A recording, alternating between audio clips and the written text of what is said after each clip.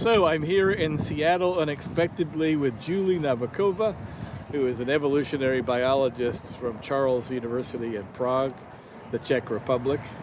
And she has been attending the Worldcon science, Julie? It's the World Science Fiction Convention, and it has been running for nearly 100 years, mostly in the United States, but there have been Worldcons also outside of the US, including Europe, where I come from. And you and I most recently met at the Beacon 25 conference in Reykjavik, and you told me you were coming here, and our paths crossed. And you have kind of a double life. You are an expert in evolutionary biology, but you also write and edit science fiction. Am I wrong? That's true, yeah. Okay, so tell us about what you've been presenting at Worldcon this week, and a little bit about the history of science fiction in the Czech Republic. Well, these two are interconnected because I am here as part of the Czech writers delegation at the Worldcon, and we have been presenting both historical and contemporary Czech science fiction.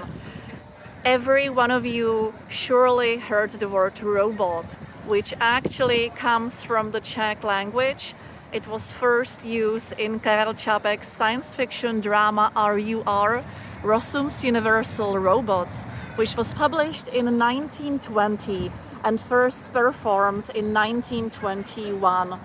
And in the years that followed, there was a sort of competition of different words for what we know as the robot today. There was android, automaton, and other words. But in the end, we most usually use the word robot. It was thought up by Karel Čapek's brother, Josef Čapek, when his brother was lost thinking about how he should name the artificial servants in his theater play, and he couldn't find the right word for them. And Josef Čapek was painting at the time, his brush in his mouth, and he mumbled, "What about robot?" Because in Czech, robota meant involuntary servitude, something very close to slavery.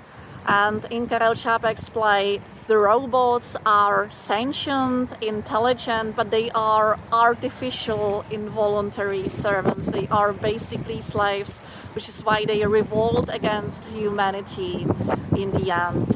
So that's how the word robot originated, and we nowadays use it very widely. And of course, during the past century, Czech science fiction has been proliferating. It hasn't been just Karel Čapek, but we have many other classics, and of course lots of present-day science fiction and also fantasy and horror.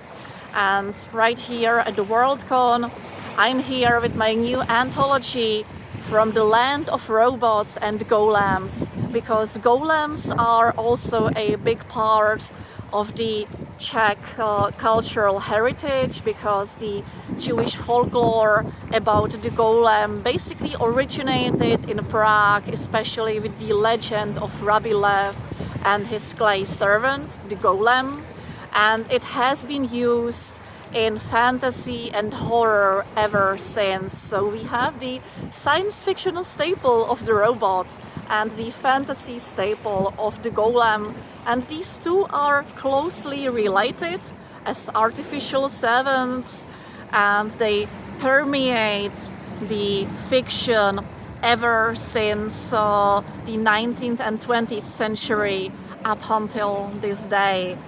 And nowadays the Czech science fiction scene is very rich and varied, so the anthology is comprised of stories that are more philosophical as well as more straightforward adventures, and it includes several fantasy stories as well. I'm also not here as the only Czech author and editor.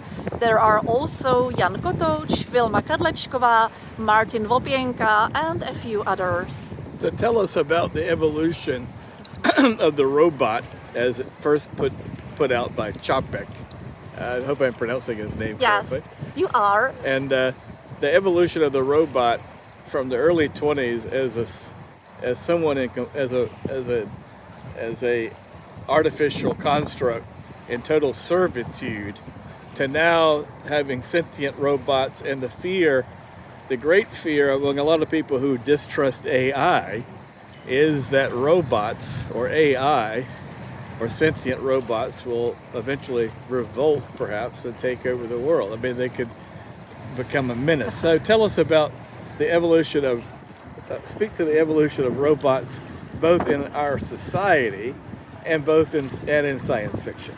Well, this fear that there will be a revolt of robots has been with us ever since the conception of this concept, and in recent years it evolved more towards fear of AI, and some fears of AI are completely grounded in reality, like the fear of introducing unconscious biases when training neural networks, which could then proliferate these biases against groups of people or against some professions, etc., etc.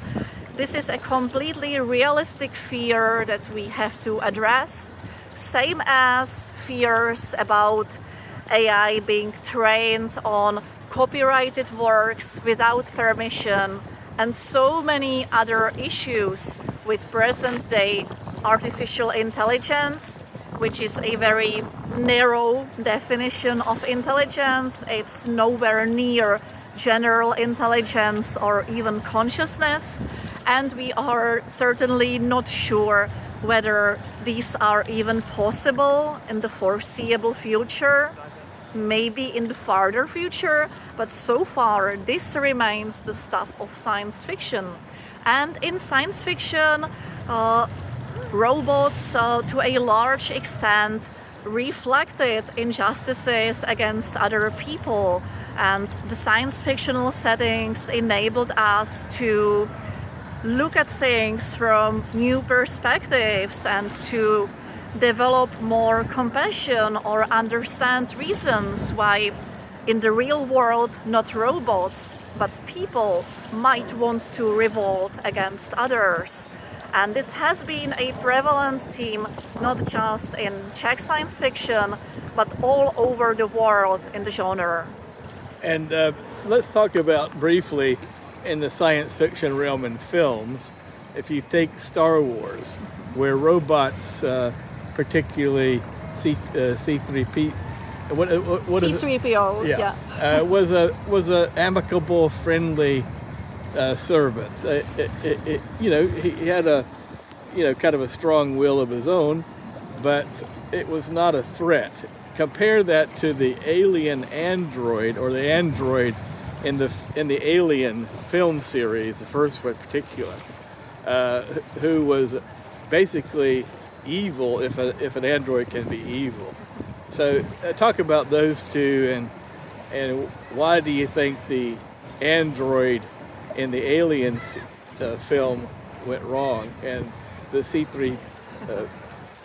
Well, that's a really nice comparison, and it also reflects a real-world fear about what comes into AI, comes out of AI, because if we feed it rubbish data, or if we set the first expectations incorrectly, it can turn out pretty bad, as we have seen in the examples of countless chatbots who just developed in very, let's say, bad ways, like the Tay chatbot, which ran its own Twitter account back when it was still Twitter, right, and which turned to, let's say, very bad remarks because it trained on the wrong data, it learned from the wrong examples.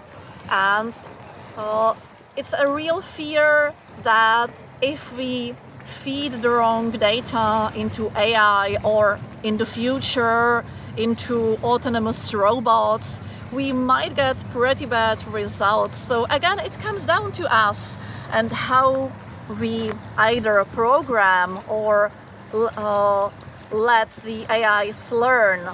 And in fiction, we have seen many examples of the amicable robots or androids like C-3PO, and there are also caring robots who are supposed to help care for the elderly or small children. This is very prevalent in science fiction, and it's something that we are beginning to see in reality, although in a somewhat limited way as compared to the science fictional examples. And as to the evil androids, well, it comes down to what I first mentioned. What gets into it gets out of it. So we should make sure that we are using the data we want AI to learn from. And so we do have some responsibility in all this. Exactly. But thank you so much, Julie, for your time today. Fascinating topic. Enjoy your time in Seattle. Thank you, Bruce.